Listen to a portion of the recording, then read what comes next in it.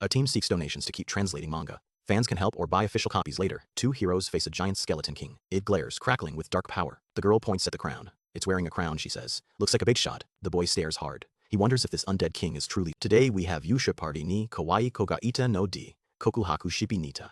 Chi 34 through 34.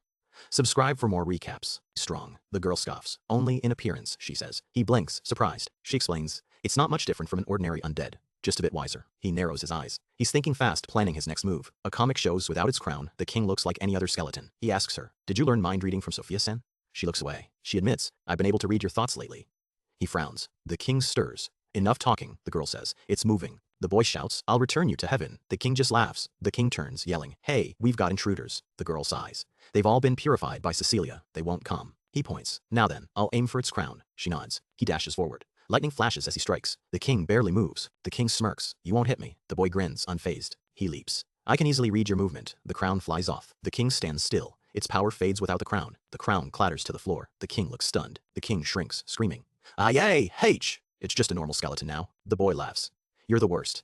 The king wails in defeat. The king kneels, crying. "Huh, hey!" The boy points, confused. A small boy appears. "Hold up," he says. "You're the worst." The small boy frowns. "Wait a minute, crook." He looks serious. He shouts, "Let me explain." His eyes flash with anger. "Scum." The king sobs, holding its crown. "I didn't know the crown was that important." The king screams, "How dare you!" The boy apologizes. "Sorry for removing your crown." The king grabs a sword. "I'll remove your sword instead." It swings wildly. The king falls. "I lost." It drops to its knees, broken and defeated. Cecilia stares at the fallen king. "You gave up rather easily. You're not going to resist anymore." A knight kneels nearby. "Please use your holy circle." "I think it's already braced itself, Cecilia." Cecilia holds her gem. "There's just one thing I want to ask before doing that." "I understand." She turns to the king. "Tell me, why do you treasure your crown so much?" The witch smirks.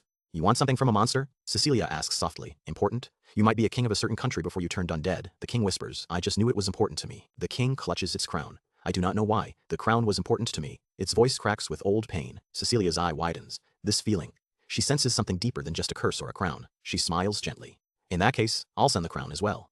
Together with you. The crown is precious to you, right?" She raises her staff. "Heaven's rondo." The boy watches. She's taking time to activate it. Bright light floods the room. Stars swirl around as the spell begins to pull the king into the sky. The king glows, crown still held tight.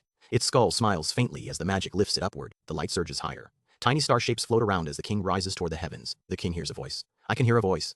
What a nostalgic feeling. That person's voice. It fades peacefully. The witch yells, "Cecilia, why didn't you use Holy Circle?" Cecilia sighs. "I wasn't certain it could do the job.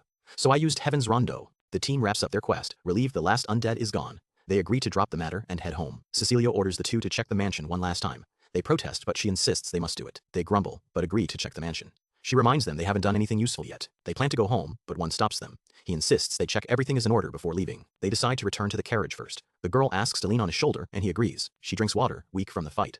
He watches her closely, knowing she can barely stand on her own. She leans heavily on her staff, too tired to stand. He asks how she thinks she can manage like this. He decides to carry her instead. He reaches out, ready to lift her up, without waiting for her answer. He scoops her up into his arms. She gasps in surprise, calling his name as he starts to run with her. He runs fast, telling her to hang on tight. She clings to him, embarrassed, but trusting his speed. They hear someone call out to them from above. The sky is clear as they pause for a moment. They look up, confused. The witch asks if something happened. They stand awkwardly under her gaze. The carriage driver yells at them for acting strangely. They jump in, startled by his sudden outburst. They hop off the carriage to walk the rest of the way. The witch waves goodbye as they leave her behind. He asks if she remembers why they stopped here. She stands with her hands on her hips, waiting. She asks if he knows why they dropped off here. He looks up, thinking about her words carefully. She tells him she won't grade him after seeing how he acted. He stares at her, shocked by her decision. He protests, saying she promised to grade his effort. She smiles, saying it's best not to grade him. She says he'll do fine if he just does what he normally does. He looks at her, unsure what to think. She tells him to relax and do his best. He looks confused, wondering what normally even means for him. He says her advice is half-assed. She tells him it's the best she can give, then turns to leave. She waves goodbye as she walks away. He watches her go, still thinking about her strange words. She sighs, knowing she must do her best too.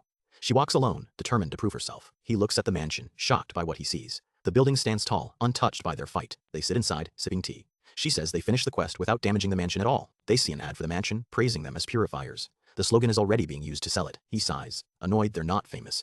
He says they treated happiness like they weren't even there. She agrees, calling businessmen amazing. He nods, still sipping his tea, thinking about their words. He remembers hearing that from Cecilia. He smiles slightly, finally understanding her strange advice. She mentions he learned her nickname. He stays quiet, unsure how to respond to her sudden shift. He raises his hand, trying to calm her. He promises not to make her feel awkward, hoping she believes him. She asks him not to use that name. He stays silent, realizing how much it means to her. She recalls him facing the undead king.